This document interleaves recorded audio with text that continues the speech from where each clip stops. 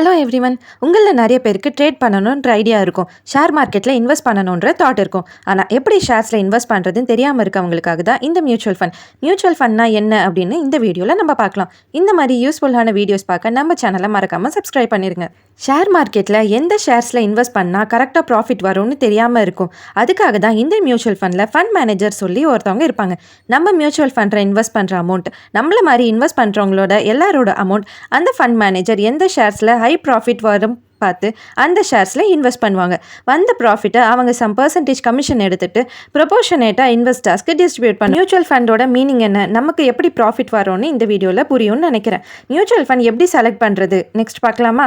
Mutual fund நிறைய type இருக்குது. Bank side Nifty 50 அப்படின்னா டாப் 50 கம்பெனியில் நம்மளோட அமௌண்ட்டை இன்வெஸ்ட் பண்ணுறது. நெக்ஸ்ட் பிக் கேப்னா லார்ஜ் கம்பெனிஸ் லைக் டாடா அம்பானியோட கம்பெனிஸில் இன்வெஸ்ட் பண்ணுறது. ஸ்மால் கேப்னா ஸ்டார்ட் அப் கம்பெனிஸில் இன்வெஸ்ட் பண்ணுறது. மிட் கேப் அப்படின்னா ஹை ப்ராஃபிட்டும் இல்லாமல் ஹை ரிஸ்க்கும் இல்லாமல் மீடியமாக போயிட்டுருக்க கம்பெனிஸ். மல்டி கேப்னா என்னென்னா மிக்ஸ்ட் ஆஃப் ஆல் கம்பெனிஸ். எப்போவுமே மல்டி கேப்பில் இன்வெஸ்ட் பண்ணுறது தாங்க பெட்டர் ஆப்ஷன். மந்த்லி எஸ்ஐபி பேசிஸில் 5,000 இன்வெஸ்ட் பண்ணுறீங்கன்னா ஒரு 2 or 3 ஃபண்டில் ஸ்ப்ளிட் பண்ணி அந்த அமௌண்ட்டை இன்வெஸ்ட் பண்ணணும். வெறும் ஒரே ஒரு ஃபண்டில் இன்வெஸ்ட் பண்ணும்போது சப்போஸ் அந்த ஃபண்ட் லாஸில் போயிடுச்சுன்னா நம்மளுக்கு அந்த ப்ராஃபிட் வர்றதுக்கான சான்ஸ் கிடையாது.